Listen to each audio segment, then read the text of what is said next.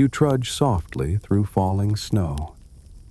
Each flake seems to carry a memory, a lullaby sung to a child long ago, a war cry that echoed across storm-tossed seas, a whisper passed from beard to braid beside crackling hearths.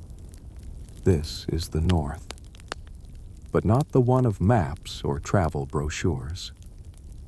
No, this is the North of time and tale, a place wrapped in the breath of gods, where ravens dream and the stars are old friends. So, before you get too comfortable, take a moment, just one, to like the video and subscribe, but only if you truly enjoy drifting with me through these quiet, myth-soaked nights. And tell me, where are you listening from? What time is it in your world as we open this ancient one? Now, dim the lights. Maybe fluff your pillow and get cozy. Adjust the volume and brightness just right. Soften your breath. Let it fall slow and steady. Let's ease into tonight's journey together. The wind here isn't cruel. It sings. A low song, like a mother who never stopped rocking her child. You can smell pine and salt, as though a forest is remembering the sea. In the distance, a fjord carves through the land like a forgotten god's finger. The water, still as glass, holds the colors of twilight, soft blues, muted golds, and something ancient, something silver. You step between birch trees. Their bark is pale, like old parchment, and their leaves quiver, not from fear, but from knowing too much. There are stones here, not scattered, but placed, deliberate. Some stand upright, like sentinels. Others lie flat, heavy with runes. Runes that murmur when you lean close. They speak in syllables of wind and fire, of births beneath auroras and endings beneath snow. Historians still argue whether these early Norse markings were purely symbolic or magical in nature. But here, they hum. You feel it in your teeth. A raven watches you from a crooked branch. Its feathers glint, not black, but the color of ink spilt under moonlight. It blinks once, then again. And you understand. It's not watching. It's remembering. There's an old tale about two ravens, Hugin and Munin, thought and memory. They belong to someone important, but we'll meet him soon. For now, let the snow guide you. There's something oddly warm in the air despite the frost, like firelight from a cabin window far ahead. But there's no cabin, just mountains, old and wise, wearing blankets of fog. Did you know some Viking settlements stretched as far as Greenland? Small communities, stubborn and strange, where people carved stories into bone and waited for ships that never returned. One fringe theory even claims a Norse explorer reached the Americas long before Columbus. Lance o' Meadows, they call the site. A whisper of proof among the howling winds of debate. But we're not here for facts alone. We're here for what glows between them. Your feet crunch over ice. Each step echoes, soft, steady. You feel like you're walking deeper, not just into a place, but into a dream remembered by the land itself. A faint drumbeat rises, not of war, of heartbeat, like the world beneath the snow is alive and slow and listening. Then you see it, the edge of the world, or what looks like it. A cliff opens up. Below, endless mist. You could jump and never hit the bottom, but the wind wouldn't let you fall. It would carry you like a lullaby back through sagas. You sit at the edge. You're not cold, not really. A soft voice, deep as tree roots, says behind you, to remember is to return. You turn. No one's there. Or perhaps they were never gone. That's the magic of this place. It doesn't give you answers. It gives you echoes and lets you listen. Your eyes close, only for a moment.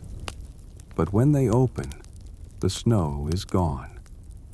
And in its place, a great tree, towering, timeless. Its bark smells like stories, and the wind no longer hums. It speaks. Welcome to Yggdrasil. But that is for the next part of our journey. For now, just breathe. You've made it to the beginning, and beginnings, in the north, are older than endings. You are standing beneath a tree that holds the sky. Not just any tree. This is Yggdrasil, the world tree. Its roots stretch deeper than memory. Its branches cradle stars, and its trunk hums with the breath of 9 realms. You look up, and your neck aches from wonder. Its canopy disappears into mist, shimmering with light that isn't sunlight, but something softer, older, like candlelight flickering across the inside of a cradle. The bark is silver gray, scarred with time. It smells of moss, of firewood, of stories carved by calloused hands. And when you lay your palm against it, you hear a sound. Not a voice, not quite. A heartbeat. Slow, steady, patient. You are not the first to stand here, and you will not be the last. Historians say Yggdrasil was just a metaphor, a way to explain the Norse cosmos, their way of mapping gods and monsters across dimensions. But listen closely, and you might feel the bark breathe back. Because what if it's not metaphor at all? What if it's memory? 3 roots stretch out from the tree like arms reaching toward fate. One root drinks from a holy well called Urdarbrunner, the well of fate. Its waters shimmer like melted stars. Beside it, 3 women sit, spinning thread and tying knots into destiny. They are the Norns. They rarely look up. Their hands are always busy. We'll visit them soon enough. Another root reaches down to Helheim, where shadows gather, not in sorrow, but in soft forgetfulness. And the last dives deep into Jotunheim, the land of giants, where mountains walk and rivers speak in thunder.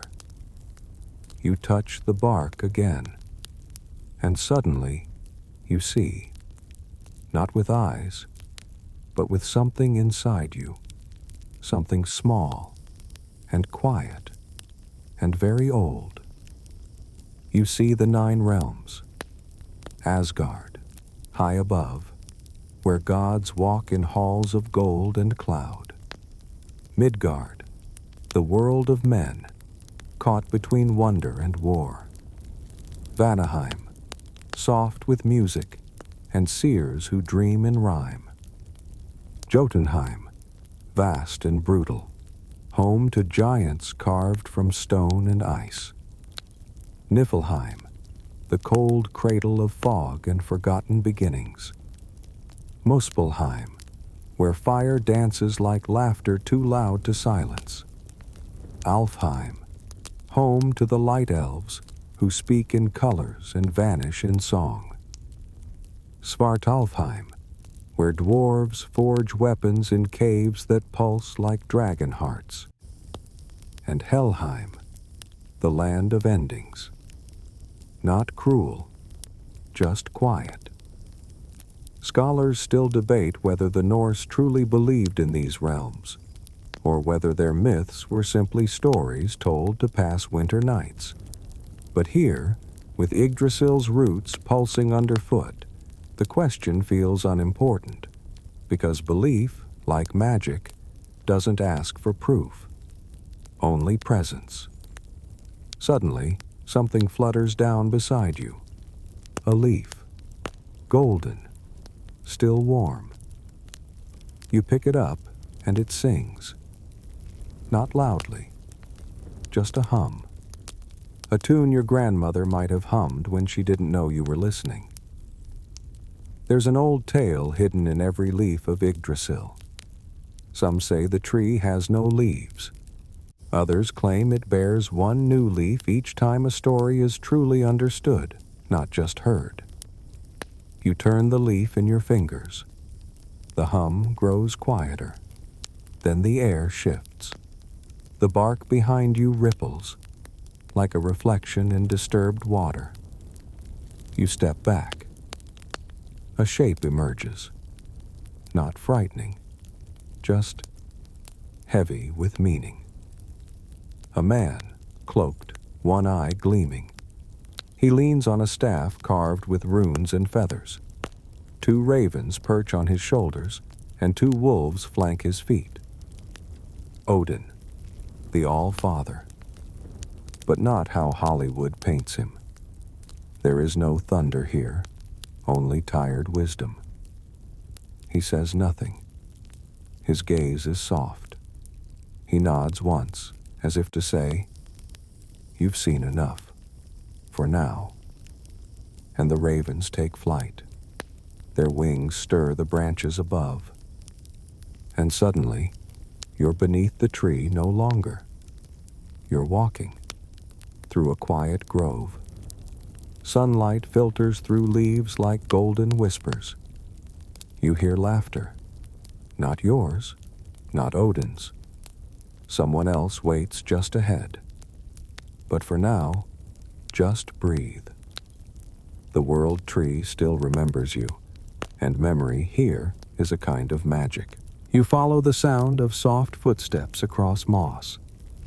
Not hurried, not afraid, just certain. The air smells of pine needles and something older, like parchment left out in the rain, or fire smoked into feathers. You reach a glade, and there he stands. Odin, again, but this time, younger.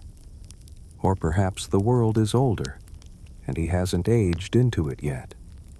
His cloak is frayed, and his beard windswept. He leans on his staff like a weary traveler, not a king. One eye, bright and distant, watches you. The other, gone. An empty socket, wrapped in silence. It doesn't scare you. It makes you curious. Because here in the grove, where moss wraps around memory, you're about to learn what wisdom costs. Long ago, so the sagas whisper, Odin sought more than power. He wanted truth. Not easy truth, but truth that stings. Truth that bends your back and knots your soul. To gain it, he found the well of Mimir. It lay at the edge of the world, hidden beneath the roots of Yggdrasil. The water inside did not sparkle. It was dark. Still, it held not reflections, but revelations. To drink from it, Odin had to pay a price. And the well keeper, Mimir, never smiled.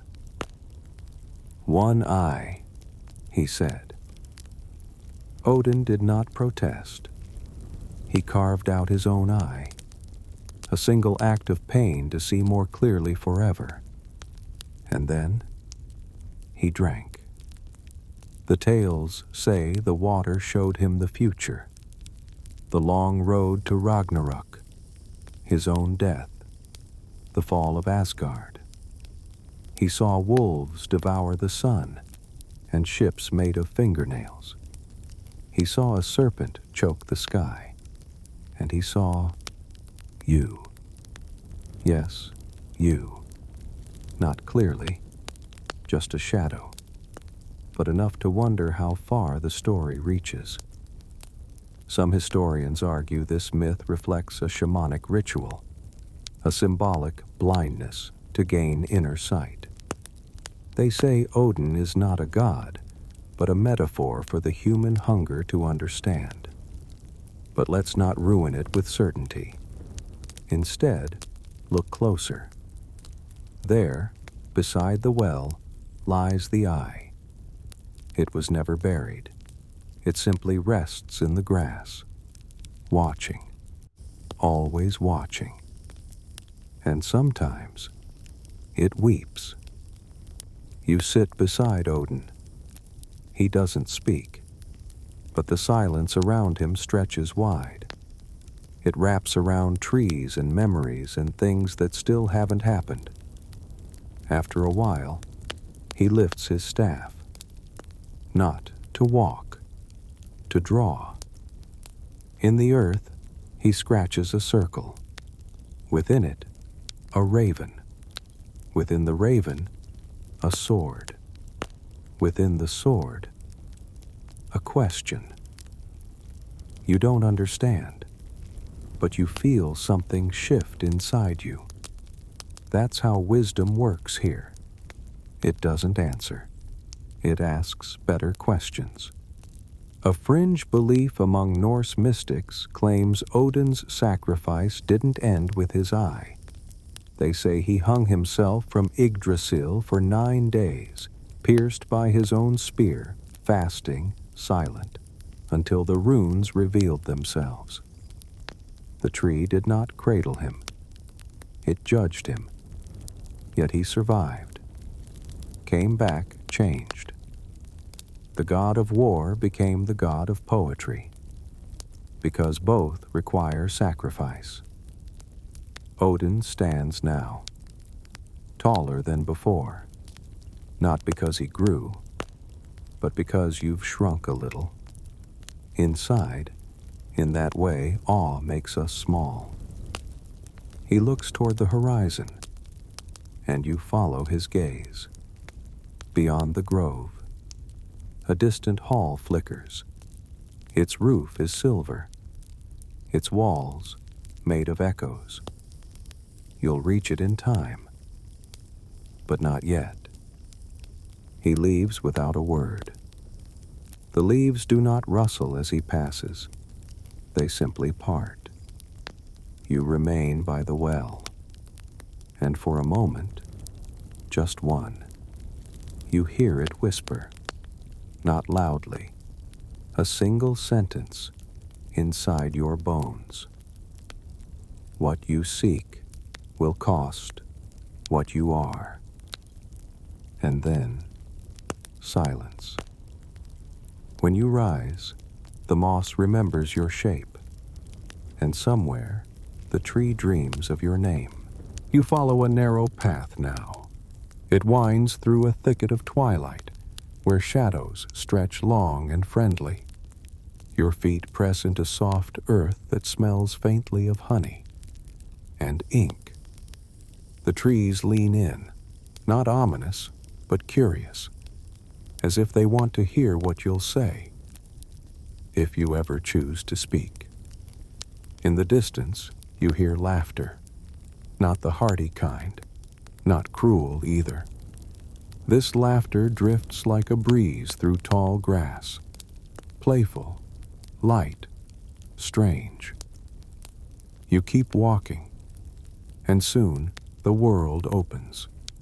A low hill covered in golden flowers, and at its crest, a stone arch, carved with swirling shapes and lines that pulse with rhythm. not light. Beyond the arch, a chamber of stone and silence. Inside, a bowl.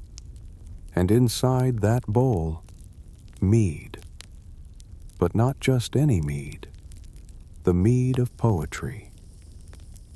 It's said this magical mead was created from the blood of a wise man named Kvasir, mixed with honey. He was not a king, not a warrior, just someone who knew everything. He was born when the gods of war and peace spat into a bowl. Yes, a bit strange. Norse stories often are. From that strange act of unity, Kvasir emerged. Kind, brilliant, too brilliant. Two dwarves, jealous of his mind, killed him quietly, turned his blood into mead. Sweet, golden, divine. Whoever drank it would gain the gift of poetry. Not just rhymes, real poetry, the kind that carves truth from silence. But the dwarves didn't keep the mead. They gave it to a giant named Suttung in exchange for not being flattened. Suttung hid the mead inside a mountain and placed his daughter, Gunnlod, to guard it. She didn't ask for the job, but gods rarely check resumes. Now, enter Odin again, this time as a wanderer, with a new name, a new face. He changes them the way wind shifts direction. He wanted the mead, not for himself alone, but for humanity. So he schemed. He worked for 9 long days for a man who owned the mountain, dug trenches, chopped wood, bled a little, then asked for a sip. When the man refused, Odin turned into a snake. Snake transformations are surprisingly common in these tales. He slithered into the mountain, met Gunnlod, and, depending on the version, charmed her, wooed her, or simply asked kindly. She gave him 3 sips. But Odin, being Odin, he drank the entire mead in those sips, then turned into an eagle and flew away, mead sloshing inside him. One fringe theory says this myth explains the sudden bloom of poetry in Viking sagas. That poets were kissed by Odin in their dreams, given just a taste of the golden brew. Historians still argue whether Kvasir himself was a real person, a metaphor for divine knowledge, or just a strange excuse for why some people write better than others. But in this chamber, you can smell the mead. You reach the bowl. It glows softly. You dip a finger in. The taste? Not sweet, not bitter. It tastes like your oldest memory. Something soft. Like the first time you saw rain fall sideways. Or the last time someone held your hand without asking. Words begin to bloom behind your eyes. Phrases, sounds. But they're not yours. They're borrowed, gifted, shared. In the corner of the chamber, a feather rests. Raven black, still warm. Odin's been here. He always is. You leave the hill feeling lighter, not because of the mead, but because you've remembered something. That words can heal, and hurt, and lift, and sometimes float you across storms. The sky above you turns lavender. The wind picks up, and far ahead, a flame flickers. A fire, waiting. But before you reach it, something colder stirs. The clash of elements. Fire. Frost. You take one last look at the golden hill behind you, and then step into a land where opposites meet. The ground beneath your feet begins to change. It crackles, then sighs. Soft moss gives way to blackened stone, steaming in places, frozen in others. You've stepped into a land that should not exist, and yet it does. Here, fire dances beside frost, not as enemies, but as old siblings, always arguing, never apart. Welcome to the space between Muspelheim and Niflheim, the fire realm, and the land of mist. Creation, some say, was born here, not from gods, not from intent, but from the spark that leaps when opposites lean too close. The heat arrives first, not sharp, but dry and endless. The sky is a ceiling of embers. You squint and see silhouettes of beings walking through flame as if it's air. They shimmer, part smoke, part light. These are the fire giants of Muspelheim, ruled by Surtur, the great flame-bearer. His sword, legend says, is so bright it blinds stars. He waits not in anger, but in patience. At the end of time, they say, he will rise. But not yet. Today, his realm simply glows. Cracks of lava snake through the ground like golden veins. You hear laughter, low and heavy, as if stone itself is amused. One giant kneels beside a river of magma and molds a bird from heat. When he lets go, the bird flies, trailing sparks like feathers. It chirps once, then vanishes.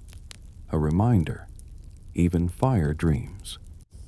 Then, the cold arrives. Not harsh, still, deep. A fog rolls over the land, kissing the flames. The heat recoils, and you enter Niflheim. The air here is thick. Every breath feels like drinking the moon. Snowflakes drift sideways, not falling, just hovering, as if unsure where to land. You reach out, catch one. It doesn't melt. It hums, a melody of beginnings. Here, nothing grows, but everything waits. In the center of this place is a well, Vergelmire, the bubbling spring from which all waters flow. Around it coils a dragon serpent named Needhog. It gnaws on the root of Yggdrasil, not out of hatred, just hunger.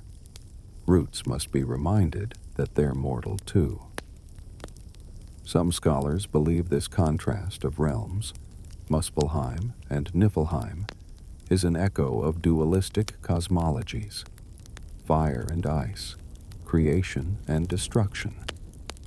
They argue it reflects an early Norse understanding of balance, not just chaos.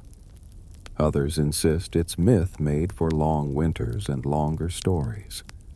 But you feel it now. This place isn't about extremes. It's about meeting in the middle, where a single drop of melted ice falls into fire and hisses. That hiss, that's the first breath of the world. And so it was said. From that drop, life began. Not as a scream, but as steam, gentle, wandering, curious. That life took shape. Ymir, the first being, neither god nor giant, just the first. Ymir drank from rivers that whispered and sweat out children in his sleep. Yes, Norse myths are boldly strange like that. Eventually, Odin and his brothers, Vili and Ve, rose, And they did what all young gods eventually do. They killed their ancestor, used his body to make the world. His flesh became the land, his blood, the sea, his bones, the mountains, his skull, the sky, and his brain, it became clouds. Yes, really. So the next time you look up at a cloudy day, remember, that's ancient giant brain. We're all walking on someone's ribs. It's strange, isn't it? To think our world was shaped not by kindness or design, but by necessity, by gods carving something from a mess they didn't expect. And yet, here we are, walking, breathing, wondering. You sit now, on a ridge between frost and flame. The ground beneath you is warm on one side, cool on the other. You can hear both, the crackle of embers, the soft crunch of falling snow. They don't fight. They balance. That's the word. Balance. And suddenly, you understand. The world isn't held together by gods or laws or swords. It's held together by tension, by meeting points, by the moments when opposites simply choose not to tear each other apart. Just sit a little longer.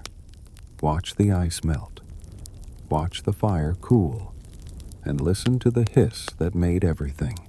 The frost fades behind you now. So does the fire. Like old stories politely bowing away after their part is played. You walk a quieter trail, one lined with stones carved by weather, not hands. The ground feels steady beneath your feet, like it's keeping secrets. A silver mist curls through the trees, and then a chuckle, soft, too soft to trust, too warm to ignore. You found him, or perhaps he's found you. Loki, shapeshifter, trickster, breaker of oaths, bringer of strange miracles. He's standing on a rock, 1 foot up like a bard posing for a tale. He wears a smirk sharp enough to shave the sky. His cloak ripples, though there's no wind. And his eyes? They're different every time you blink. Some say Loki is a god. Others say he's a giant. Some say he's evil. Others, necessary. What is certain is that he moves, between stories, between sides. He is not chaos. He is change. And change is always inconvenient. He speaks now, not in words, with presence. You suddenly remember 3 odd facts. Loki once turned into a mare and gave birth to an 8-legged horse named Sleipnir. He once tricked a blind god into throwing a dart that accidentally ended a golden boy's life. He once tied a goat to his beard for a bet. He lost. You're not sure how you remember this, but you do, because Loki leaves breadcrumbs in your brain. He offers you something now, a riddle, 1 line. What is both a mirror and a door, but shatters when you try to keep it? You try to answer, but the words tangle. He just laughs, flips upside down in the air, and vanishes into a swirl of autumn leaves. Of course, because that's what he does.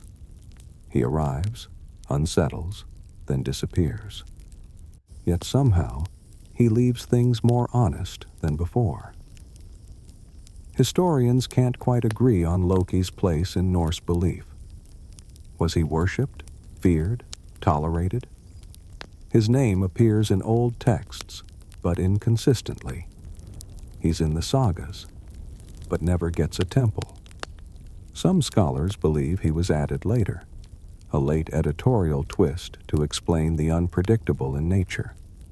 Storms, accidents, sudden luck, sudden loss. Others suggest he represents the human capacity to both love and betray in the same breath. That makes more sense, doesn't it? He's not evil. He's us, at our most complicated. You walk deeper now, and notice small things. Ribbons tied to trees, bones arranged in spiral patterns, a fox watching you with golden eyes, then vanishing as if embarrassed to be seen. All echoes of Loki, not pranks, just playful warnings. Expect the unexpected, the forest seems to whisper, because Loki never really leaves. He just hides in odd timing and funny coincidences. The trail bends sharply, and you're suddenly at a river. It flows backward. You blink, still backward. Fish swim like poets writing palindromes, and the water hums a tune that sounds like laughter held in too long. You sit beside it. Let your fingers dip in. The river is warm, not water, memory, and in its current, flashes. Loki again, as a salmon wriggling from a net, as a fly buzzing through a dwarf's forge, as a woman giving birth to a monster. Yes, a woman, because gender means little to someone who wears identities like scarves. You sigh, not from weariness, from wonder, because the more you learn about Loki, the more you realize he's not here to confuse you. He's here to remind you that the world doesn't fit neatly, that stories leak, that truth can laugh, and sometimes that's how healing begins. You rise now, not to escape, to continue. And as you leave, you swear you hear a soft whisper behind you. The answer was time. But when you turn, there's no one there, just your own reflection in the river, winking. You step gently into the mist. Here, the air feels quieter, thicker, like you're walking inside a held breath. No bird song, no footfall echo, just the hush of threads being pulled. Welcome to the edge of time, and the home of the Norns. 3 women, 3 lives, 3 names whispered into the bones of the world. Urd, Verdandi, Skuld, past, present, future. You do not see them right away. No grand hall, no glowing throne, only a lake, smooth as still glass, its surface untouched by wind or worry. This is the lake of whispers, and it doesn't reflect what you look like. It reflects what you mean. Lean in too close, and you might see an image of yourself you don't remember becoming, or someone you haven't yet become, or maybe just your eyes, older, knowing. You kneel beside the lake and hear it, a hum, like the soft spinning of thread on a wooden wheel, like breath behind a closed door, like time itself, knitting another moment together. And then, footsteps, not toward you, but around you. They circle, slow, measured, purposeful. 3 figures appear in the mist.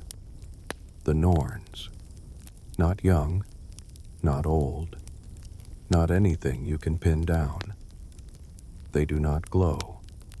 They do not float. They simply are. One carries a thread, long and golden, trailing behind her like spilled sun. Another carries shears, not sharp, but certain. And the third carries a scroll that seems to write itself with invisible ink. They do not greet you. They do not smile. And yet, you feel welcomed, like you're exactly where you're supposed to be, even if you don't know why. There's an old belief among Norse storytellers that the Norns wove not just fate, but feeling, that each strand of thread was more than a life. It was a moment, a choice, a sigh, a heartbeat, and their loom was the spine of the universe. Historians debate whether the Norns were purely mythological or rooted in earlier Indo-European concepts of fate. Some suggest they were goddesses. Others, ancient spirits, akin to muses or demons. But here, you see them move, and whatever they are, they're working. Each motion is gentle, every gesture quiet. The oldest, Urd, brushes her fingers through a thread and murmurs a memory. You don't hear the words, but your chest tightens, as if reminded of something you never truly forgot. Verdandi lifts a thread, examines it in the moonlight. It flickers, and suddenly, a gust of wind carries a child's laughter across the water. Was that your laugh? No answer.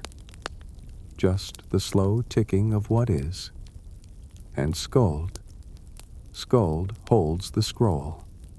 She writes, with a quill made of raven feather. Each word fades as she writes it, because the future cannot be read, only written, and even then, in disappearing ink. You speak, finally, not aloud, with presence. The question in your bones rises gently, like a leaf lifted by breath. Do we have choice? The Norns do not reply, but they move. Urd braids a thread into another. Verdandi slices a small piece, lets it drift into the lake. Skuld nods, and you understand. Choice is not the opposite of fate. It is fate's texture. We do not walk a single line. We walk threads woven alongside others, some tight, some loose, some so tangled we mistake them for cages, but all of them part of the pattern. A fringe tale, rarely told, speaks of a fourth Norn. She doesn't appear in stories often. She has no name. She weaves sideways, across timelines, across what if and almost. Some say she appears only to those who dream of lives they never lived.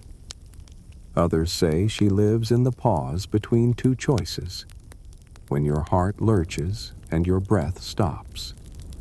Maybe you've met her before, in a dream, in a missed train.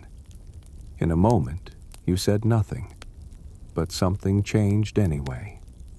She is not seen tonight, but maybe she sees you. The lake ripples now, not from wind, from the weight of a story entering it. Yours. You watch it drift, soft, glowing, a thread like moonlight. It settles in the water, and the surface stills. Your story is held, not judged, just included. A quiet ripple among thousands.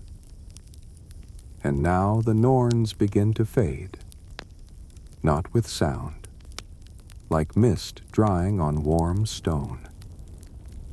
Urd last. She turns slightly. Her eyes meet yours, and for a blink of time, you see everything, your whole life.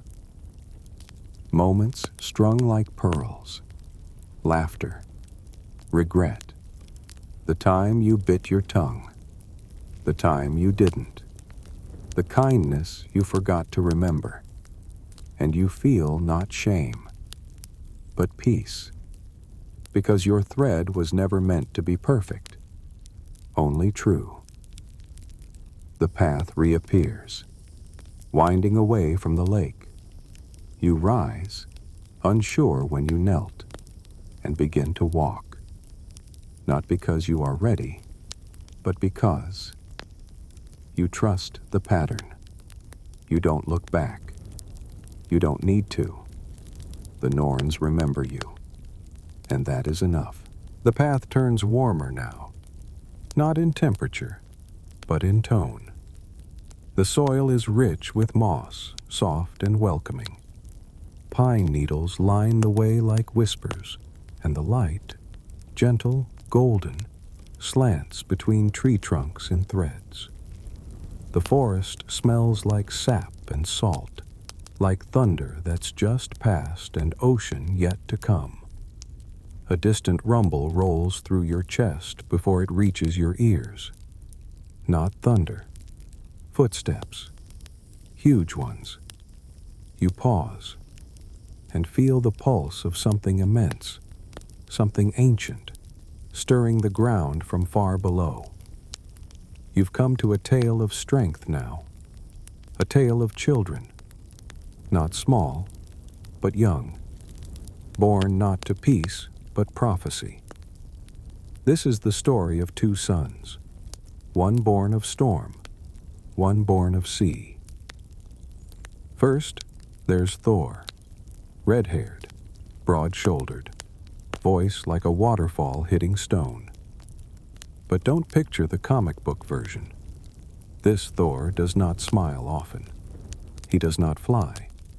He walks, feet heavy with purpose, carrying Mjolnir, his short-handled hammer, forged in fire, blessed by dwarves, so heavy it can only be lifted by someone who must, not someone who wants.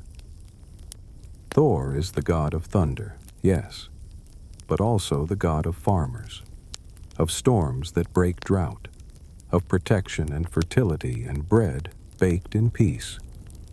People wore little hammers around their necks, not just for power, for comfort. In truth, he was the closest thing the Vikings had to a reliable friend in the sky. And in this tale, he's chasing a child. Not his own, but a creature born of ocean and prophecy. Jormungandr, the world serpent. Born of Loki, yes, that Loki. You should have guessed. Trouble always leaves children behind. When the gods saw Jormungandr, they grew afraid. It was said that when he grew large enough to wrap around the earth and bite his own tail, he would signal the end of all things. So Odin cast the serpent into the sea, where he grew and grew and grew. Now he slumbers, coiled in the dark deep, tail in mouth, encircling Midgard. Every so often, he stirs, and storms rise for no reason. Thor and Jormungandr are destined to meet, not once, but twice. The first time in a contest, a fishing trip of sorts. Thor disguised himself, took a boat into deep water, and cast his line with an ox head for bait. And he hooked the serpent, pulled, strained. The sea boiled. The skies cracked. Jormungandr rose, vast and glistening, and just as Thor raised Mjolnir to strike, the giant with him panicked, cut the line. The serpent sank. Thor raged. The ocean calmed, but the memory lingered. The second time, that's for Ragnarok, the end of all things. The two are fated to meet again. Thor will slay the serpent, but not before its poison fills his lungs. They will both fall, but not today. Today, they rest, one beneath the sea, one among the clouds. You step from the forest and find yourself at a cliff's edge. Far below, waves churn slowly, like the breath of something too big to see. The wind here smells of salt, and the gulls cry like mourners with stories no one asked for. You sit, because standing feels disrespectful, and there, beside you, an old stone, a carving, a hammer, but worn, rounded edges, softened by centuries. Someone left it here long ago, for protection, for strength, for remembrance. Thor's image has changed so many times, in stone, in song, in satire. Yet through all of it, he remains something simple, a reminder that power, when wielded with care, feels like shelter, not threat. Jormungandr, too, has his worshippers, or at least his wonders. Some scholars point to sea serpents in multiple mythologies as symbols of time, of eternity, of what encircles without end. Others say he represents the fear of the unknown, of the vast, the deep, the out of sight. But perhaps he's just another child cast aside because of what he might become. And perhaps Thor, despite his strength, knows the weight of prophecy isn't just about dying. It's about waiting to die, and loving the world anyway. You rise from the cliff, the wind shifts, and for a heartbeat, the sea stills. You see something move beneath the surface, vast, slow, circular. The serpent? Maybe. Or maybe just your imagination making poetry from waves. That's allowed here. As you turn, thunder rolls in the distance, but it doesn't frighten you. It sounds like applause, like the sky remembering something worth clapping for. The ground becomes soft again. Not with moss this time, but with grass, thick and golden, like sunlight had fallen asleep here and grown roots. The air tastes like mead and wildflowers. You're walking along a plain now, beneath a sky that wears its clouds like a wedding veil. You hear drums, not loud, but steady. Boom, boom. Footsteps. You look over a rise in the land, and there, standing tall, too tall, is a bride. Well, not quite. A veil, yes. A gown. Jewels heavy enough to tip over a lesser neck. But there's something about her shoulders, broad, and her hands, massive, and the way she taps one foot. You step closer and laugh, because that bride is Thor. Yes, Thor, god of thunder, son of Odin, hammer swinger, giant slayer, storm bringer, in a wedding dress. Let's rewind a little. The story goes like this. One morning, Thor woke up to find his beloved hammer, Mjolnir, missing. Panic. Because without that hammer, not only was Thor vulnerable, so were the gods. Without Mjolnir, Asgard had no protector. It was like waking up and realizing someone stole all the locks off your doors. The gods held a meeting. Loki, of course, had a theory. He transformed into a hawk, flew off, and returned with news. The hammer was stolen by Thrym, a frost giant, and Thrym had demands. He would only return Mjolnir if Freya, the goddess of love, agreed to marry him. Freya's response? A glare so sharp it nearly caught fire. She said no, loudly, repeatedly, and possibly broke a few furniture pieces in the process. So the gods devised a plan. A ridiculous, desperate, perfect plan. Thor would disguise himself as Freya, wear a veil, don a dress, and go marry Thrym himself. Now, picture this. Thor, with a beard braided in pearls, draped in silks, eyes smoldering with barely disguised rage. Loki went along too, dressed as a handmaiden, and honestly, having way too much fun. They traveled to Jotunheim, the land of giants. A feast was held, and the giants were suspicious. Why does the bride eat an entire ox? Why does she drink 3 barrels of mead? Loki, smooth as ever, explained, "Oh, she's just very excited about the wedding." Eventually, Thrym brought out the hammer. To bless the union, of course, he placed it in Freya's lap, and in that instant, the veil came off. The charade dropped, and Thor stood, smiling. The hammer flew into his hand, and the wedding ended quickly, with lightning. Some call it a comic tale, others a tale of cunning. But beneath the humor lies something richer. Even the strongest must sometimes disguise themselves. Even gods wear masks. And sometimes, the best revenge is letting your enemies underestimate you. You walk now through the field where this myth lingers. The grass is warm, the sky blinks in soft blue, and for a moment, you imagine you're holding Mjolnir. It's heavier than you thought, not with weight, but with expectation.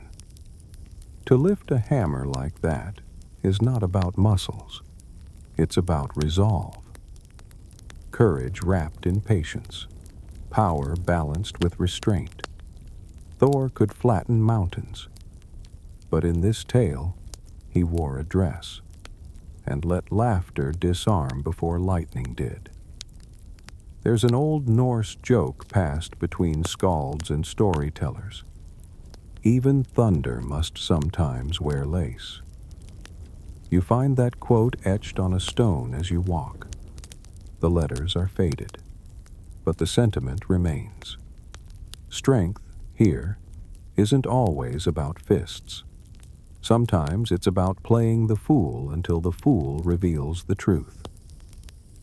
Historians often call this story a reflection of Viking humor, a tale meant to entertain, poke fun, and perhaps challenge ideas of masculinity. But others say it's more than that.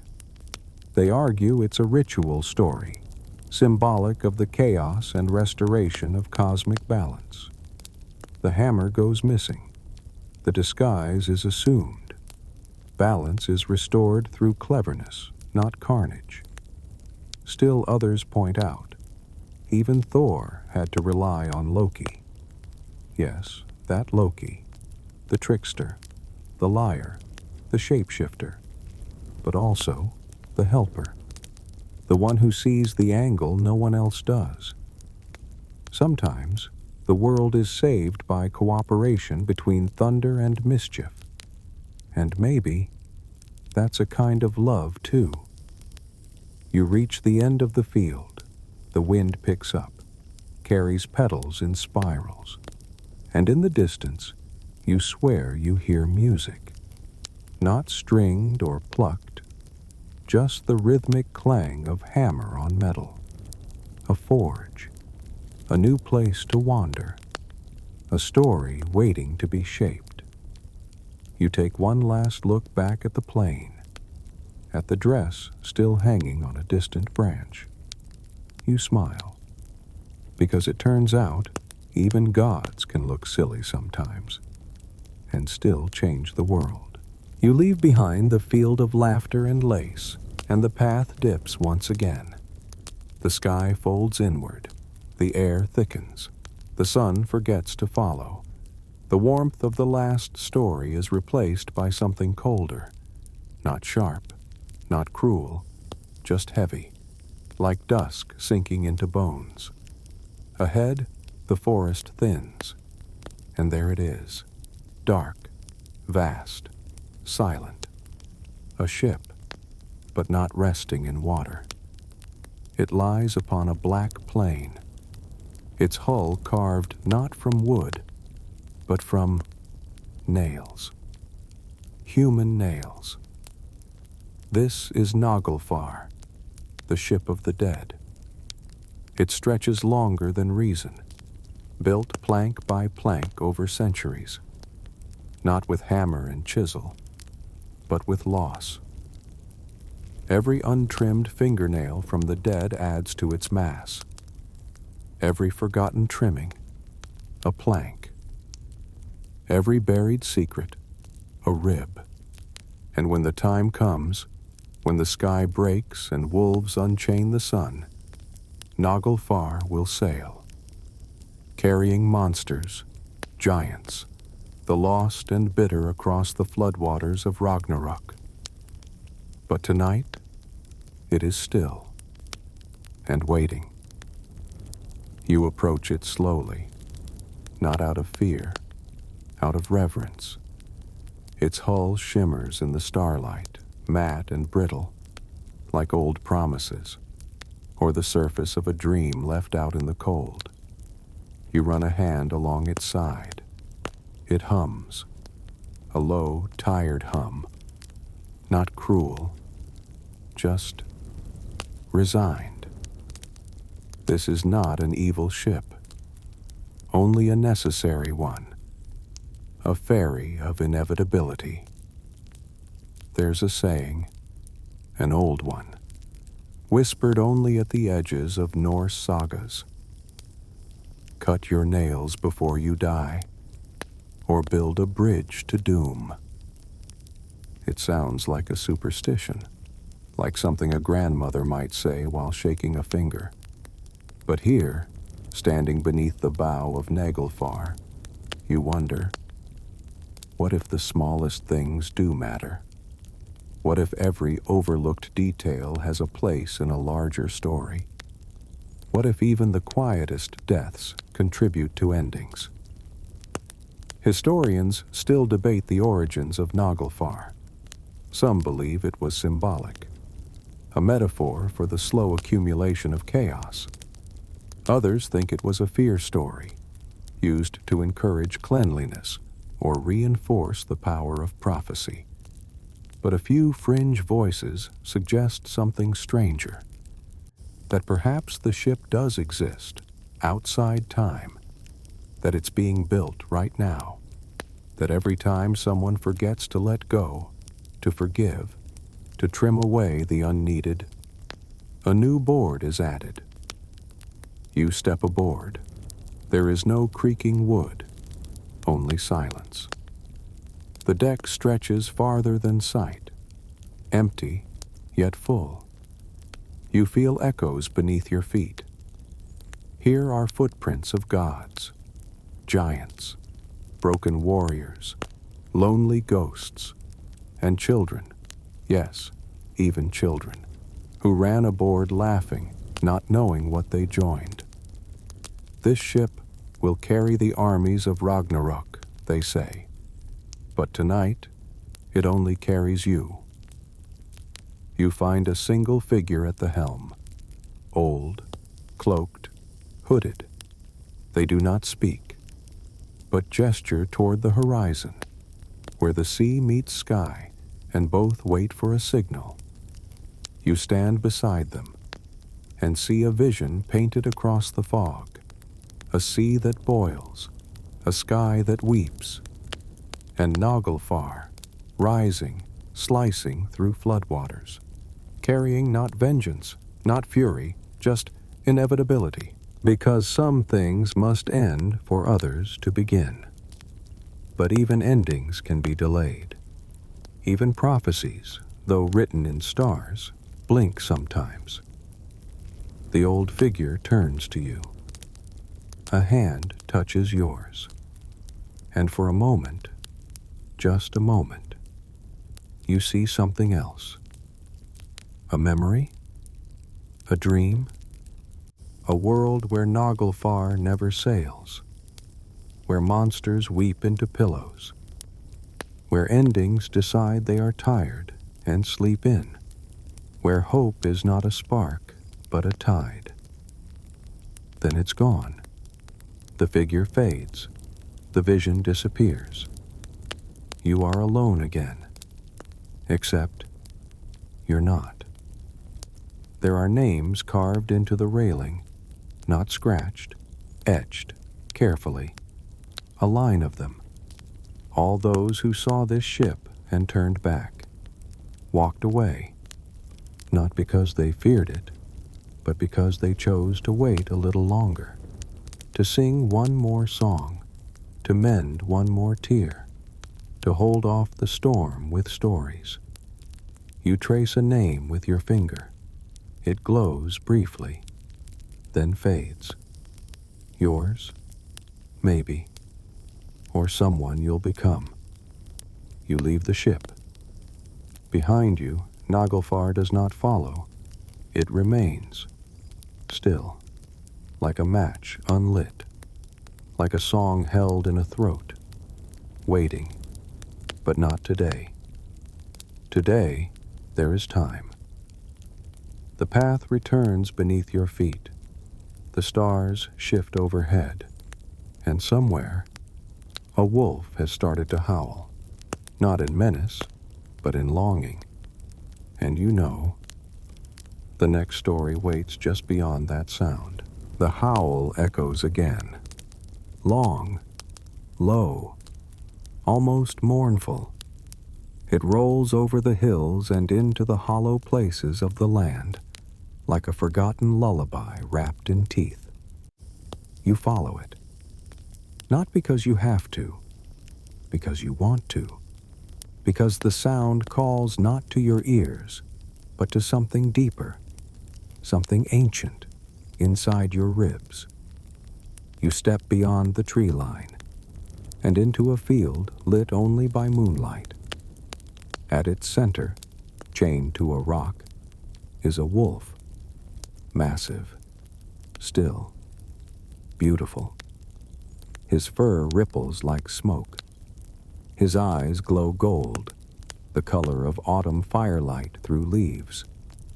And his breath, it steams in rhythm with the wind. This is Fenrir, son of Loki, brother to the serpent Jormungandr, brother to Hel, keeper of the dead, born not of love nor of hate, but of inevitability. He lifts his head, sees you, but does not growl, does not rise. He simply watches. You move closer, gently, and the air thickens, not with danger, with grief.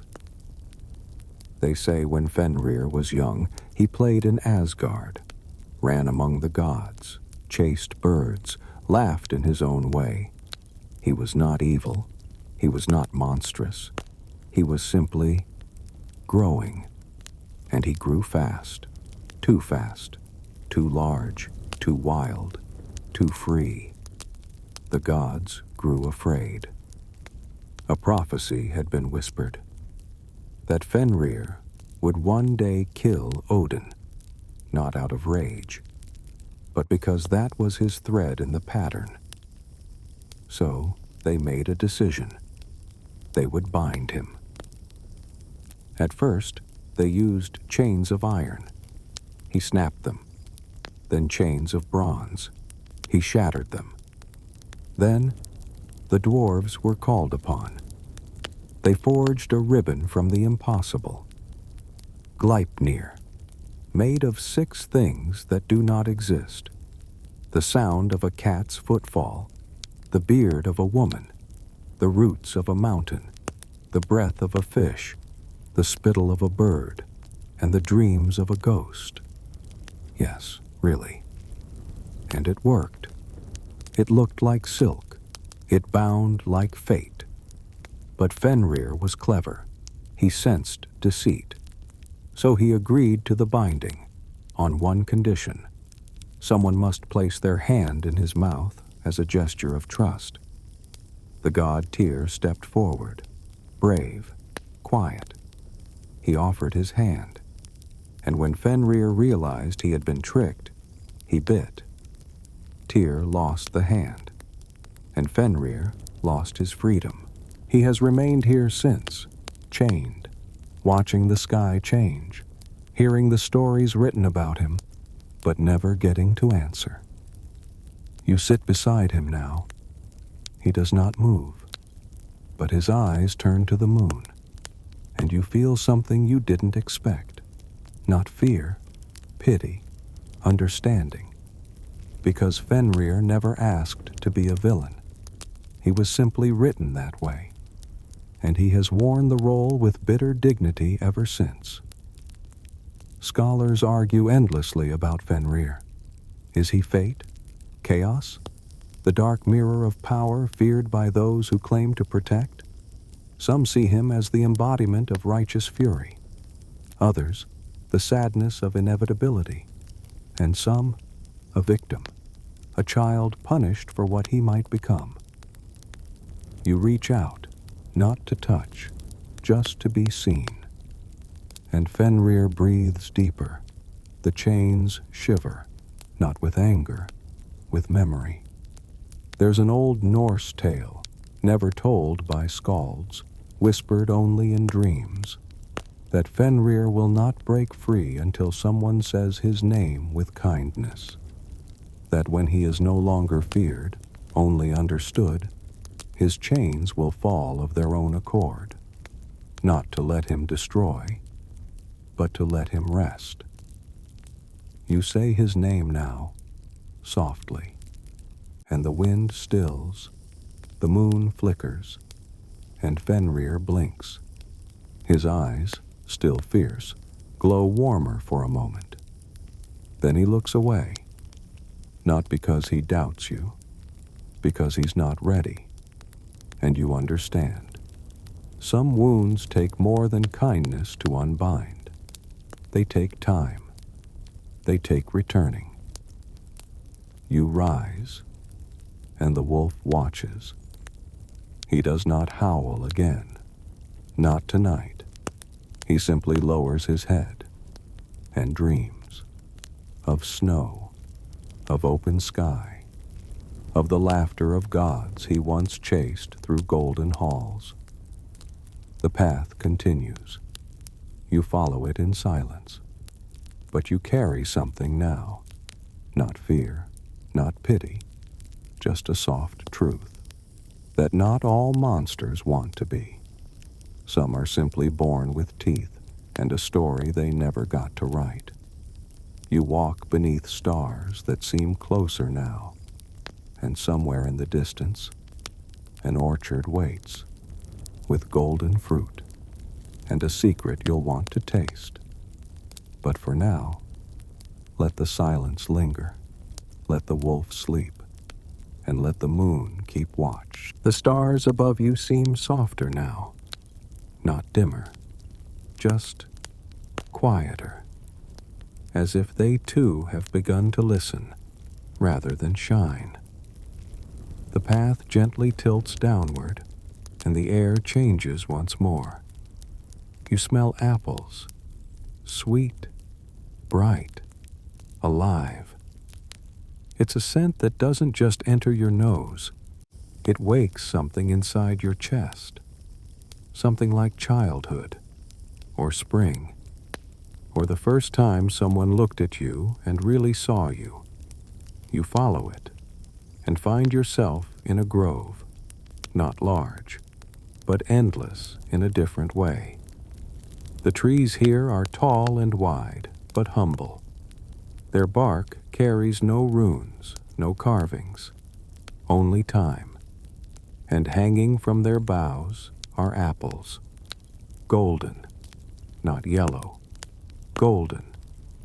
They shimmer without glowing. They float without falling. And they smell like memory wrapped in sunlight. This is the orchard of Idun, the keeper of youth, the goddess of vitality, of laughter lines softened, of joints uncracked, of strength returned in the quiet of age. She walks among the trees now, barefoot, smiling, carrying a basket woven from stardust and birdsong. She hums, and her song bends the grass. You do not speak, not yet.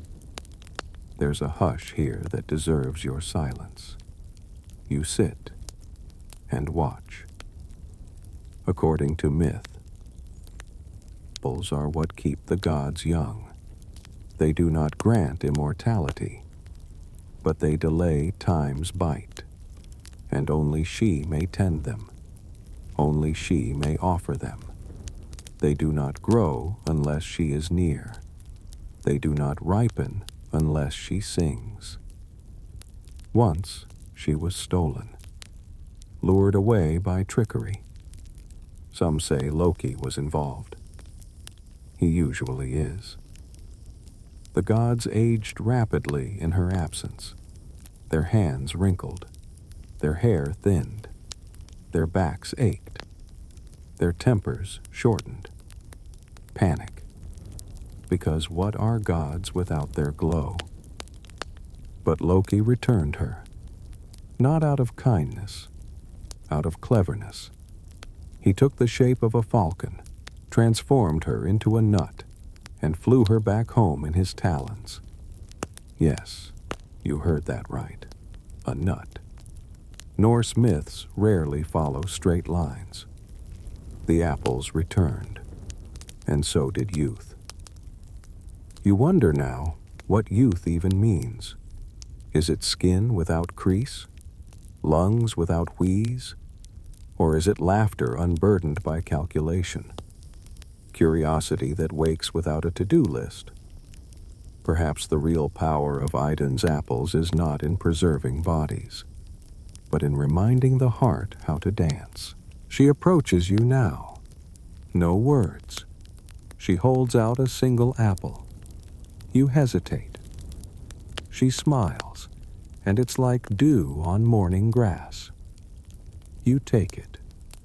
Bite. The taste is impossible. It tastes like your favorite season, like someone calling your name in just the right tone, like forgiveness you didn't know you needed, like a nap that ends naturally.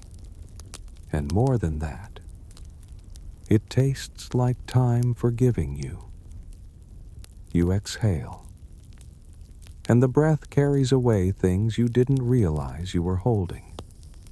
Doubts, regrets, a memory of tripping in front of classmates, a quiet failure that whispered for years.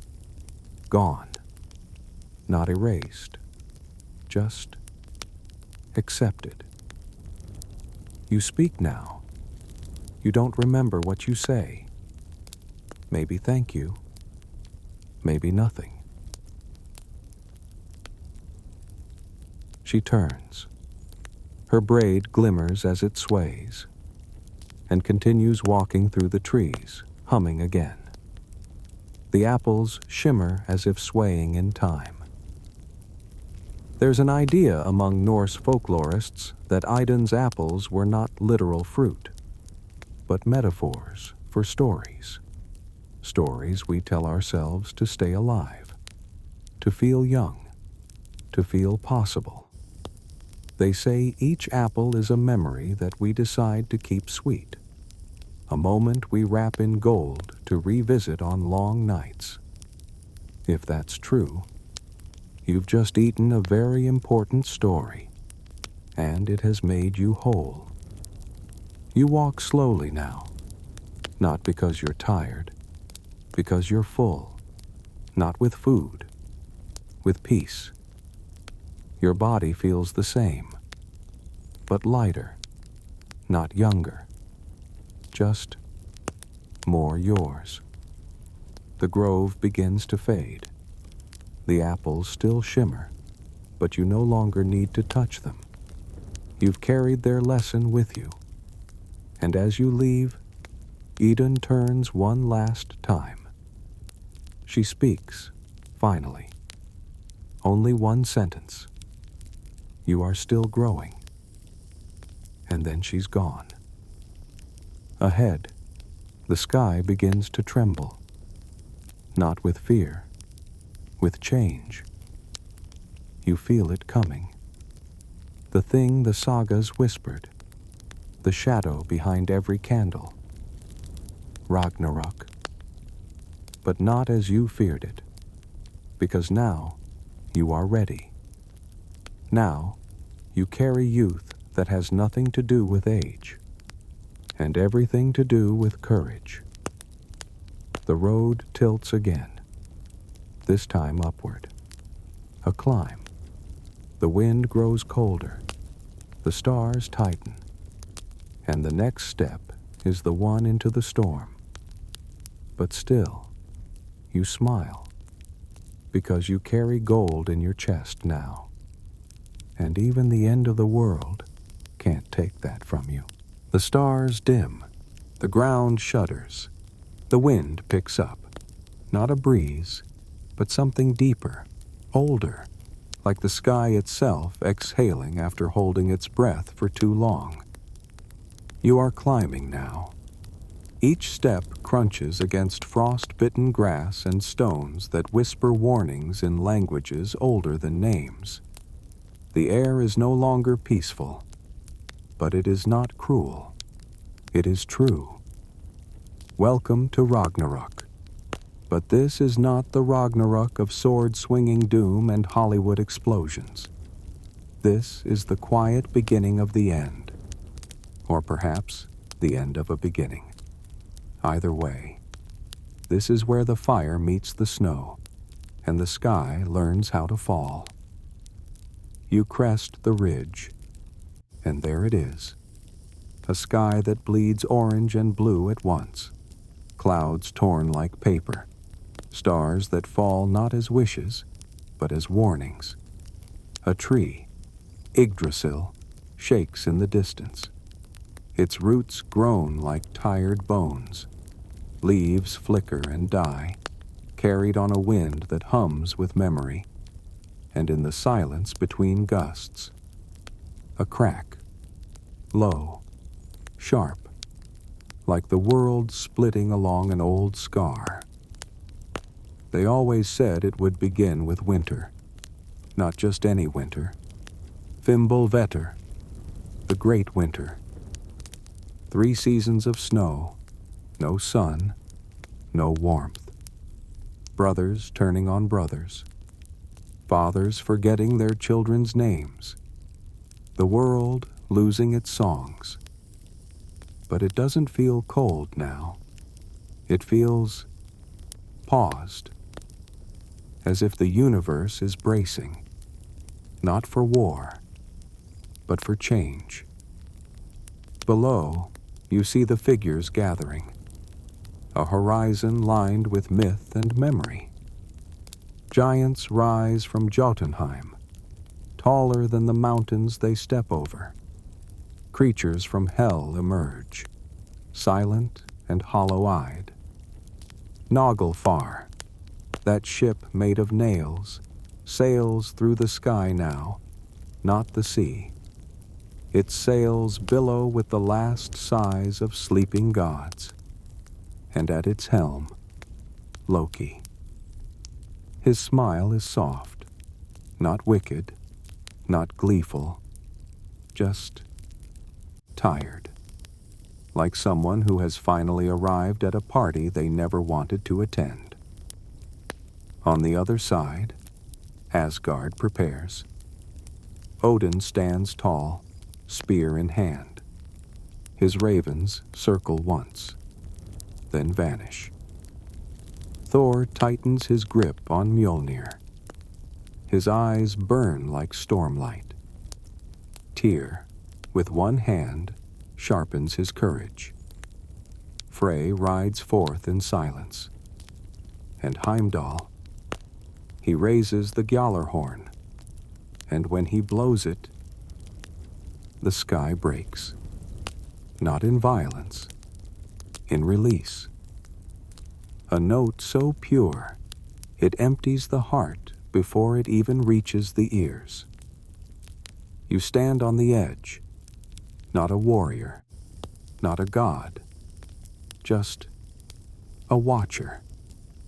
And the ground beneath you is warm, because fire comes next. From Muspelheim, Surtur steps forward. Flames rise behind him like shadows made of gold. In his hands, a sword, not sharp, just bright.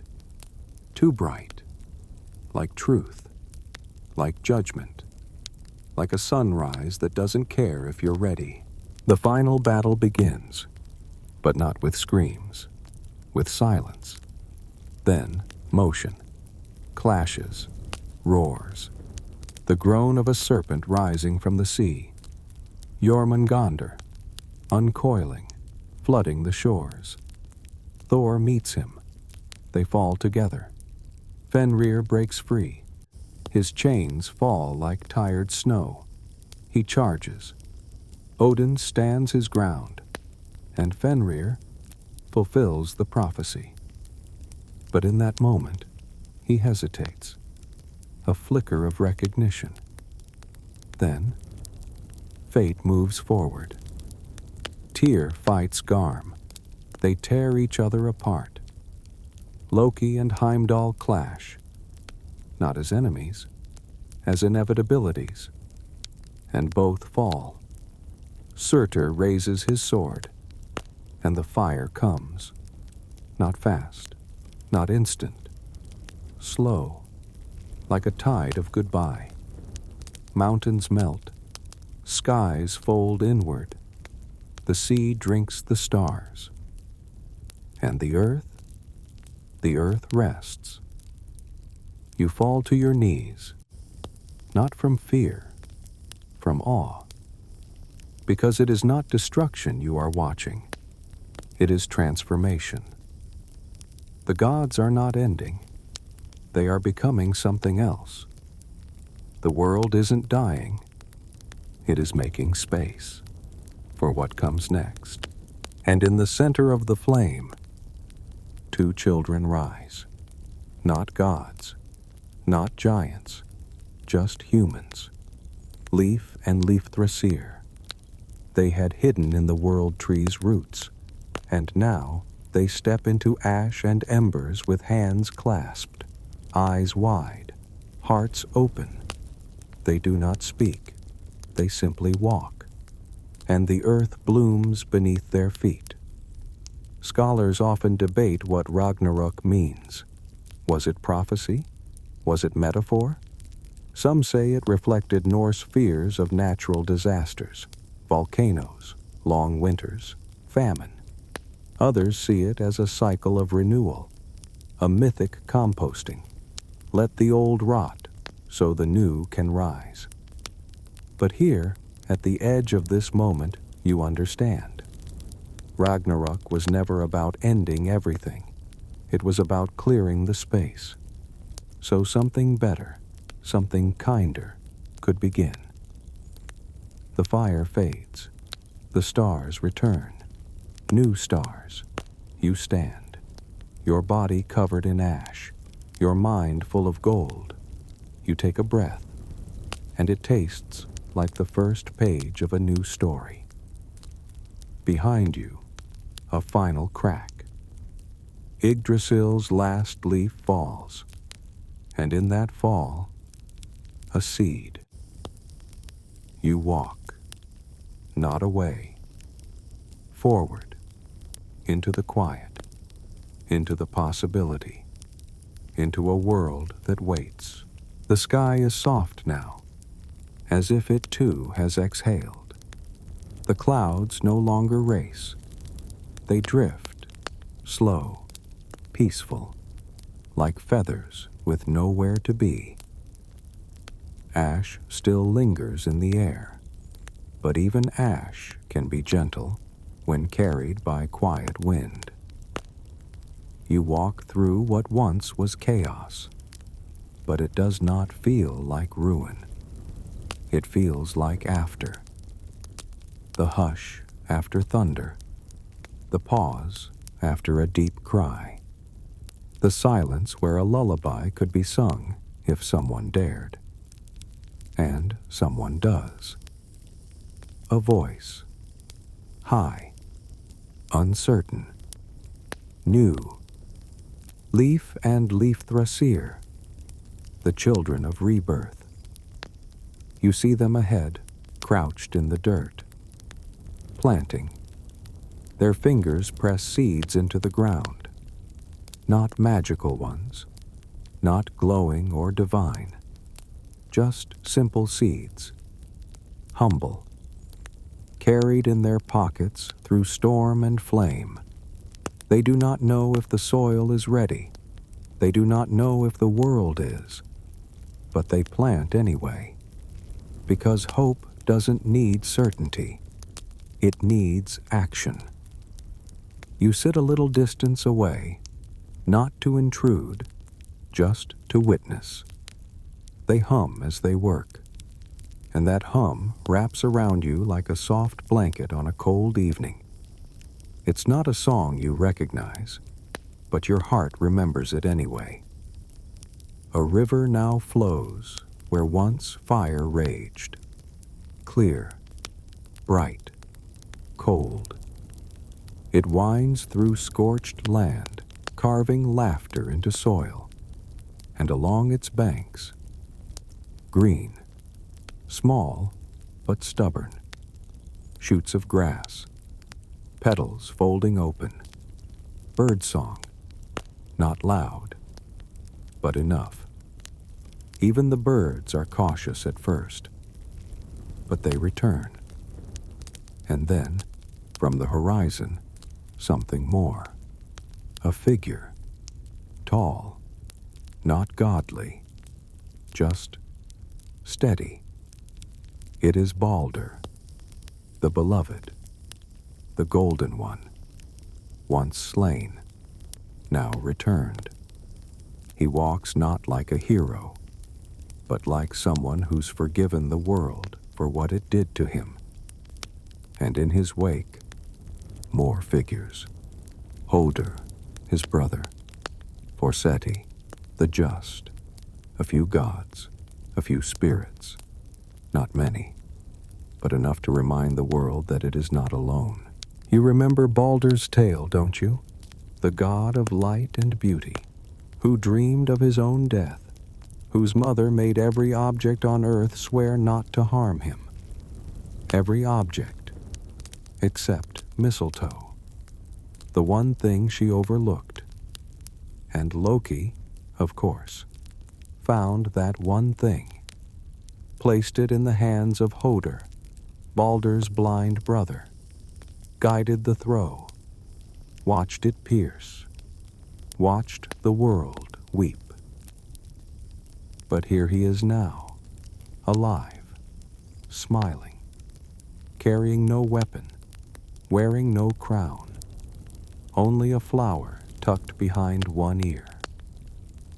Scholars say Balder's return is the true mark of the new world.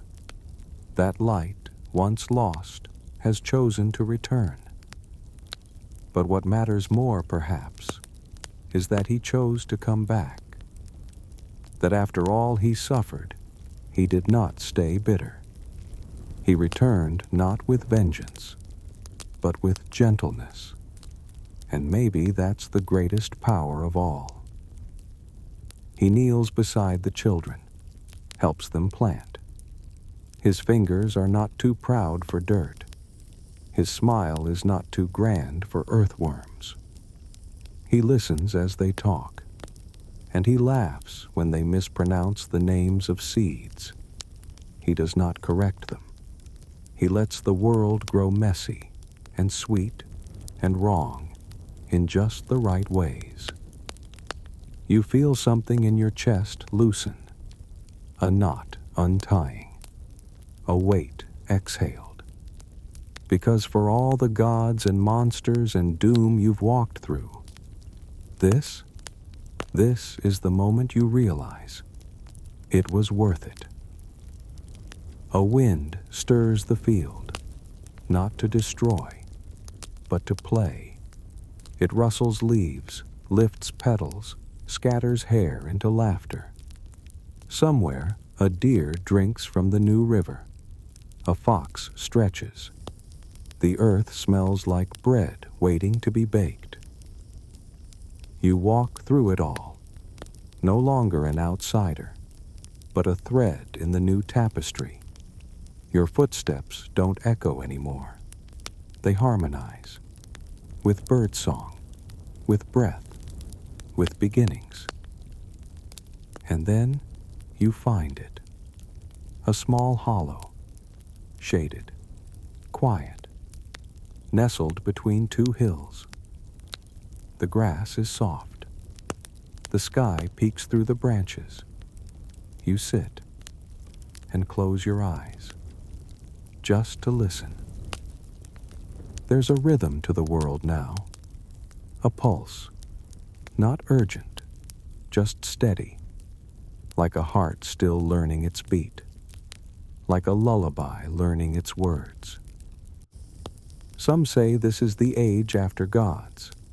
Others say it is the age of becoming. But no one says it's the end, because the end already came. And here you are, still breathing, still dreaming, still growing. A single apple falls from a tree nearby. It rolls to your feet, golden, unbitten, waiting. You smile, but you don't eat it. Not yet. Some stories you save for later. You rest now, not out of weariness, but out of peace. The world no longer spins with urgency. It drifts, softly, like a boat untethered, rocking on the edge of a dream. The sky above is a blanket of silver, streaked with hints of blue and rose. The kind of sky that doesn't belong to morning or night, just to the in-between. You're not alone here, but no one crowds you. The land has grown quiet, not from loss, but from listening, as if every hill, every leaf, every drop of river water now waits to hear the next breath the world might take. And into that breath, you step. There is a grove just ahead, shaded, dappled in pale gold. A gentle mist clings to the ground like a memory that hasn't yet decided whether to stay. You pass through it, and the grove opens. At its heart, a single tree, small, young, yet familiar. Its bark is soft and smooth, as though freshly grown. Its roots reach shallowly into dark, rich soil. But its leaves, they shine, not brightly, just enough. And from a distance you know, this is Yggdrasil again, reborn, not towering, not ancient, just beginning. The world tree lives, not because someone saved it, but because that's what stories do. They fall, they burn, and then they grow back, You sit beneath it, cross-legged, like a child, like a sage. You feel its roots gently press into your spine, and something inside you lines up with something inside the earth. No fanfare, no prophecy, just harmony. There's a stream here too, not deep, not loud, but it carries whispers. You kneel, cup your hands. The water is cool, clean, and in it you see your face, changed, not younger, not older, just real, softened by wonder, brightened by ash and apple light. You drink, and when you do, you remember everything, not with your mind, with your bones. The frost that kissed your cheeks in Niflheim, the fire that blinked like an eye in Muspelheim, the poetry you tasted in that mead, Odin's silence, Thor's strength in silk, Fenrir's quiet pain, the Norn's spinning thread with lullabies. You remember the way the ship groaned beneath your feet, the way the wolf breathed beside you, the golden apples, the burning sky, the seed that rose from ash. And you realize you never traveled through time. Time traveled through you. You lean back. Your body rests against the young tree. Its bark pulses faintly, like a heartbeat. And for a moment, you wonder if this is the beginning of something even the gods never imagined. A world not ruled, but tended, not judged, but listened to. Someone walks past you. You recognize them, though you've never seen them before. A child with glowing eyes, a seer with moss on their robes, a warrior holding hands with a musician. They all nod, not to greet, to include. You are part of the world now, not a visitor, not a footnote, a thread, woven, seen, held. And you think of your own story, the one you carry, not perfect, but true. You've walked among myths, and now you carry them inside you, not to explain, not to prove, but to remember, because that's what mythology is, not history, memory with emotion. A raven passes overhead. It doesn't caw, it just watches, then banks gently, disappearing into the soft light. And you hear a whisper. All journeys are circles. You close your eyes. The tree behind you breathes slow. The stream hums, and the air smells like the first page of a story. So now, let your breath settle. In, out, like the tide touching your ankles. Let your eyelids grow heavy, not with sleep, but with trust. You've walked far, through frost and flame, through silence and song, through stories so old, even the stars forgot them. But they remembered you. They opened their pages, let you wander through them, carrying only curiosity and stillness. And now, the tree cradles your back. The sky leans in to listen. And the world you carry in your chest softens into dream. You are not lost. You are not broken. You are simply returning to a place that always knew your name. So as your eyes close and your breath deepens, feel the gold in your heart, the apple you didn't bite, the thread that wasn't cut, the wolf who blinked, the gods who wept. And know, the stories will wait, right here, ready for you, whenever you need to walk them again. Sleep gently now. You are home.